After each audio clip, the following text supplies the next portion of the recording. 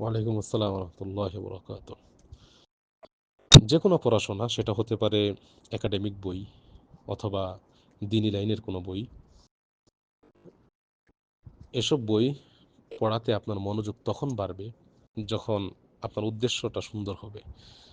লক্ষ্যে পৌঁছানোর যদি আপনার আগ্রহ থাকে এবং ইচ্ছা থাকে যে আমি আমার লক্ষ্যে পৌঁছাবো দুনিয়াবি লাইনে, তাহলে তখন সেই বই পড়ার প্রতি আপনার ঝোঁক বাড়বে, তখন আপনি মনোযোগী হতে পারবেন।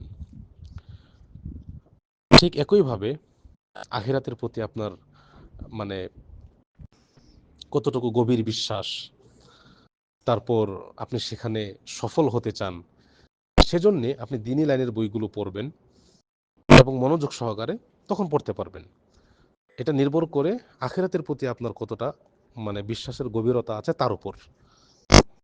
তাহলে যেকোনো পড়াশোনার ক্ষেত্রে আমাদের মূল লক্ষ্য টার্গেট করতে হবে যে আমি সেই লক্ষ্যে পৌঁছাবো, তাহলে ওই পড়ার প্রতি আপনার মনোযোগ বাড়বে। আর আরেকটা হলো যে পড়ার পরিবেশ তৈরি করা, পড়ার পরিবেশটা সুন্দর করা। কোলাহলময় জায়গায় আপনি আপনার পড়াতে মনোযোগ ধরে রাখতে পারবেন না। এজন্য একটা সুন্দর পরিবেশ তৈরি করে সেখানে পড়তে পারেন।